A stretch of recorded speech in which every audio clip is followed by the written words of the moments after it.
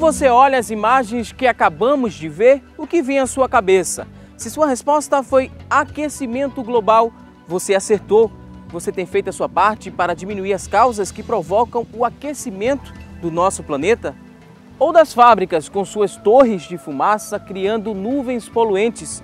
Ou até do desmatamento causado para beneficiar as empresas que sobrevivem do uso da madeira? Hoje vamos conhecer os mitos e verdades deste tema que é discutido por grandes cientistas e repercutido por todo o planeta. Está no ar o nosso Primeiro Ecológica.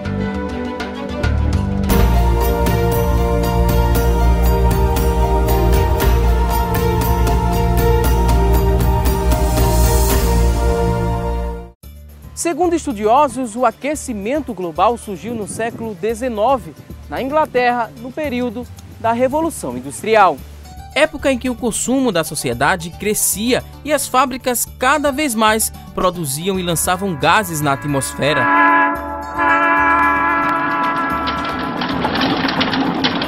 Enquanto no solo, o desmatamento contribuía para o aumento do aquecimento, assunto que de início era insignificante.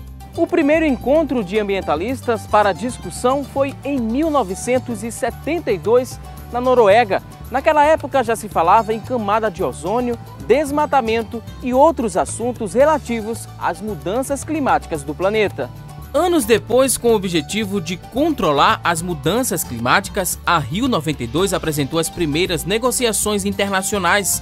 Em 1997, na terceira Conferência das Partes da Convenção das Nações Unidas sobre Mudanças Climáticas, a COP3, foi criado o Protocolo de Kyoto. Mas o que é o Protocolo de Kyoto? O geógrafo Hugo Vilela nos explica a partir de agora. Existe na história do nosso planeta grande quantidade de reuniões a respeito das questões ambientais. Então nós tivemos aí a Rio 92, depois tivemos a Rio mais 10, a Rio mais 20. E dentre essas reuniões que nós tivemos, um grande acerto foi importante para a vida do nosso planeta, que foi a questão do Protocolo de Kyoto, que é exatamente uma reunião que pede aos países, grandes poluidores, que diminua a quantidade de CO2 emanada na atmosfera. Infelizmente, alguns países têm restrições sérias quanto a esse protocolo, porque é evidentemente que, como consequência, o país vai ter que diminuir sua atividade industrial, ou pelo menos gastar mais com tecnologias que possam diminuir a poluição emanada por essas indústrias e por essas novas tecnologias. As emissões de carbono do Brasil são ao redor de 2,5% das mundiais. Quase 25% são procedentes da indústria e da agricultura moderna. Os outros 75% são da agricultura tradicional e das atividades madeireiras ineficientes. Para compreendermos melhor a participação do Brasil neste regime de mudança climática, o Ecológica foi conversar com o professor da Universidade Federal de Pernambuco, Lucivânio Jatobá.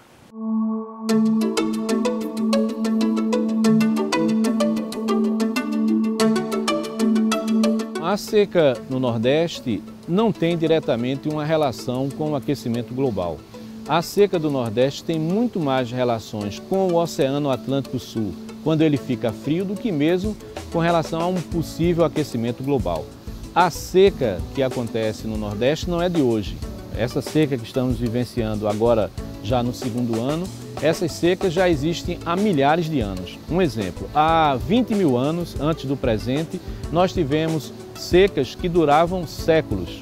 Ou seja, a seca é um fenômeno natural, geológico, que existe muito antes da presença do homem na natureza. Agora, o que pode acarretar uma piora na seca é a destruição da floresta amazônica. Isso sim, a destruição da floresta amazônica, que é uma área que serve como área na qual se forma uma massa de ar muito úmida e quente que avança para o sudeste e para também o nordeste brasileiro. Então, se não tem essa floresta, essa massa que chega aqui chega mais seca e as secas serão muito mais catastróficas.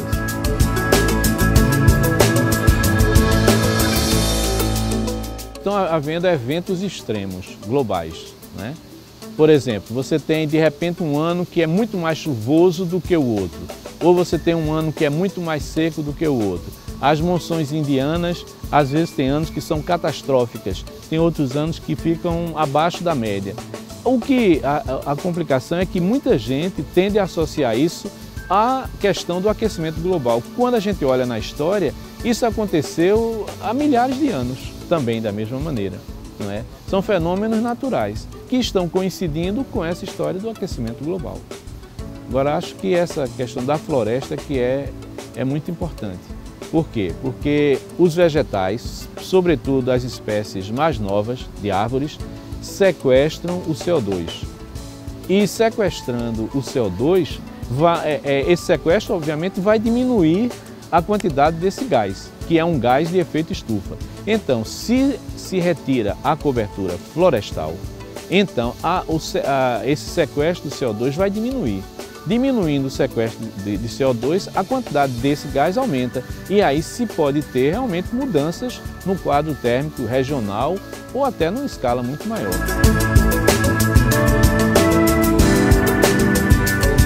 A questão da agricultura, o cultivo do arroz gera um outro gás, que é o gás metano, que é esse, inclusive, ele tem um efeito como gás estufa muito maior do que o do CO2. Então, a plantação de arroz, os arrozais que existem lá na Ásia, sabe-se que implicam num aumento maior do gás metano. É também uma coisa preocupante. Mas ainda toco na questão da floresta. Acho que preservar a floresta é a condição sine qua non para a sobrevivência do planeta.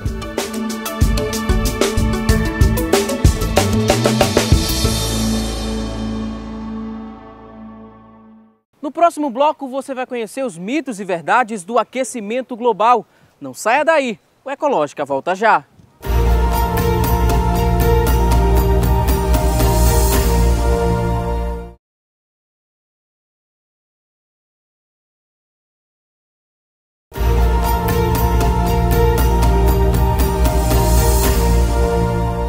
Voltamos com o nosso Ecológica. Ele é considerado por muitas vezes um vilão para o meio ambiente. Contestado e estudado por muitos, o efeito estufa está na boca de vários estudiosos e de ambientalistas como o principal culpado dos desastres no ecossistema. Mas pouca gente sabe a importância desse famoso fenômeno. E o aquecimento global, o que é? Será que esses dois processos são a mesma coisa? Essa dúvida você vai esclarecer agora com o professor Hugo Vilela.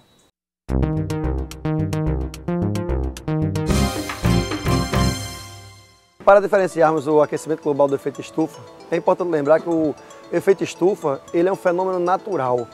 Sem o efeito estufa, não existiria a vida na Terra. Só é possível vida então na Terra por conta do efeito estufa. E os gases do efeito estufa, que a gente chama de GEE, os gases do efeito estufa. Esses gases são muito importantes para que exista então essa vida no nosso planeta.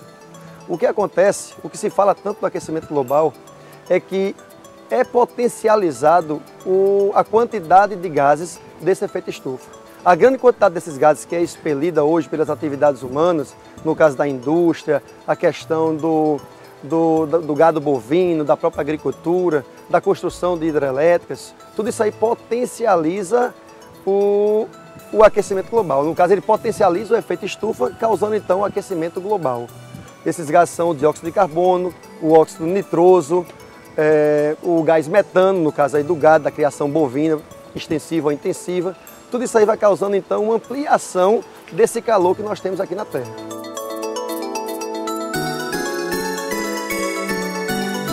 É mito culpar toda e qualquer consequência que nós temos no nosso dia a dia, no nosso cotidiano, ao aquecimento global. Nós temos, por exemplo, estamos aqui à beira-mar e percebe-se aqui o Oceano Atlântico. Então você tem hoje o que se diz que as calotas polares estão derretendo e estão então contribuindo para o aumento do nível do mar. Realmente algumas ilhas estão sofrendo com esse avanço do mar, algumas ilhas no Oceano Pacífico, por exemplo. Nós sentimos o avanço do mar em algumas áreas costeiras aqui do estado de Pernambuco e outros estados do Brasil.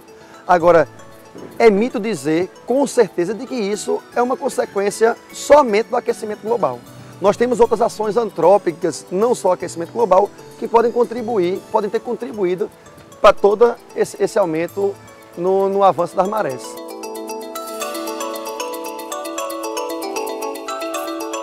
Pesquisas mostram, no nosso passado recente, até bem mais antigo, que existiam períodos de aquecimento no nosso planeta. Então, tanto o aquecimento como o resfriamento já existiram no planeta Terra no passado. Então, não é porque hoje a gente tem algum fenômeno local, como, por exemplo, o avanço maior de uma maré, ou um maior aquecimento das cidades, ou um derretimento de geleira, que a gente pode, na hora, determinar que isso aí foi o aquecimento global. Então, existem pesquisas que podem chegar a essa conclusão. A gente simplesmente não pode chegar e achar que é o aquecimento global. As cidades de hoje não são as cidades de 200 anos atrás. Recife e Olinda, por exemplo, hoje são urbanizadas, são cidades com grandes edificações. Nós temos grandes áreas asfaltadas. Então tudo isso aí retém mais calor e libera mais calor. Então não é porque existe um calor excessivo na cidade que a gente pode culpar logo de cara o aquecimento global. Mas você sabe sobre todos os fatores que podem causar o aquecimento global? Eles são inúmeros. Entre os mais conhecidos está a emissão de gases poluentes. Você sabia que o gado pode provocar aquecimento global? É isso mesmo. Os gases emitidos pelos bois e vacas nas pastagens contêm substâncias tóxicas, como o metano, extremamente nocivas ao meio ambiente. Eles simplesmente geram mais da metade de emissões mundiais de gases com efeito estufa e são responsáveis por pelo menos 51% do aquecimento global. Muitas são as consequências desastrosas do aquecimento global para o meio ambiente. Entre elas está o derretimento das geleiras, o aumento de enchentes, perda significativa de vegetações, como na floresta amazônica, aumento de temperatura que também chegará no centro-sul do país, aumentando assim a força das tempestades. Vamos ver agora a iniciativa de uma empresa que busca a emissão de menos gases no planeta.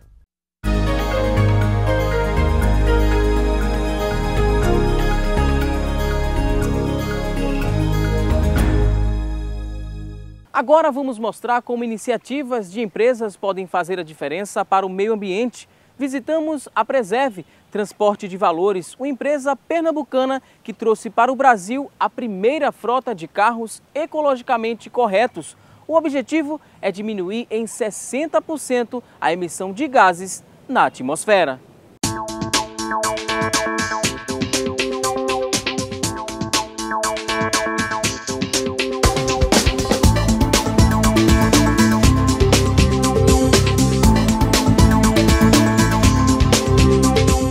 Bem, a Preserve adquiriu a sua primeira frota de carro forte ecológico em novembro de 2012. O lançamento dessa frota, que foram 50 carros fortes, tá, ocorreu na Mercedes-Benz, ali do aeroporto. E nos próximos anos, a previsão é nos próximos 3 anos, a gente adquirir 50 carros fortes ecologicamente corretos por ano. Tá? E dentro dos próximos 3 anos a gente pretende substituir aproximadamente 80% da frota. Hoje nós temos em média de 300 carros fortes distribuídos em alguns estados do Nordeste.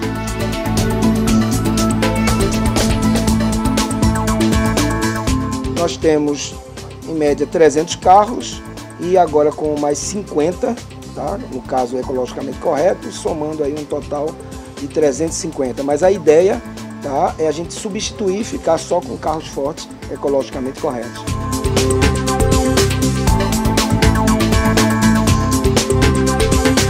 Não existe nenhuma empresa no Brasil, no mundo, que venda o carro forte já pronto, montado. O que acontece?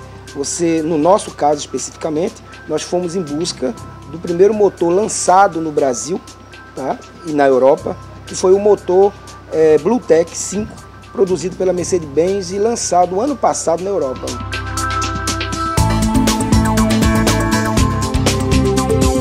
A grande diferença entre um motor diesel comum e um motor diesel ecológico, tá? Basicamente, depois a gente explica os detalhes, é que um motor diesel comum, ele joga na atmosfera todos os seus produtos, tá, poluentes. Tá? Basicamente, que produtos são esses? Que é produzido pelo motor diesel. Tá? O monóxido, hidrocarboneto, material particulado de suspensão, tá? E o óxido de nitrogênio. Esses 4 elementos são jogados, tá, diretamente na atmosfera. Destes 4, 2 são os grandes vilões, tá, como poluentes do ar. O material particulado e o óxido de nitrogênio. Que este óxido de nitrogênio é exatamente aquele que afeta a camada de ozônio.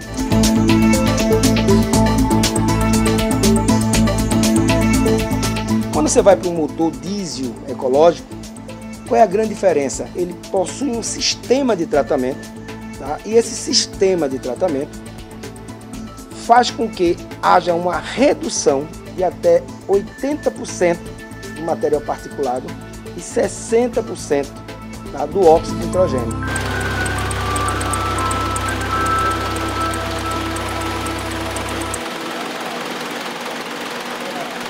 Viemos às ruas do Recife para conferir de perto o que as pessoas entendem sobre o que estamos abordando hoje no programa. Será que elas sabem o que é motor ecologicamente correto, aquecimento global e efeito estufa? O senhor sabe o que é aquecimento global? A terra mais quente, né? O que é que o homem poderia fazer para minimizar os efeitos do aquecimento global? Mudar o jeito de ser, que o homem está destruindo a terra. O senhor sabe o que é efeito estufa? Não. É o quê? E o que é aquecimento global? É derretimento do gelo, né? Protocolo de Kyoto, o senhor já ouviu falar? Já ouvi falar, mas não sei o significado. O que é que o senhor entende sobre motor ecologicamente correto? Motor ecologicamente correto? Não entendo não desse assunto. Tem nem ideia do que seja? Não.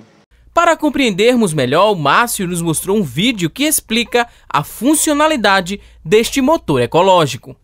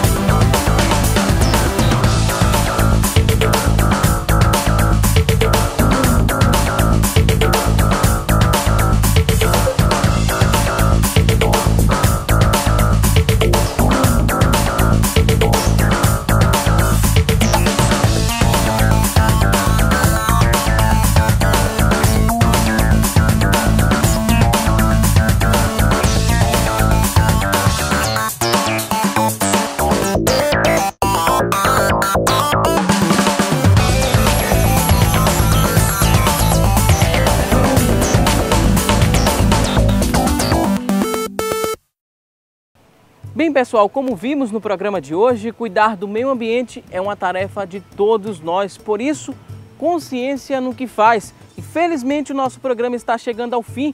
Qualquer dúvida, crítica ou sugestão, envie um e-mail para o ecologica@rbc1.com.br. Eu espero por você no nosso próximo encontro. Até lá!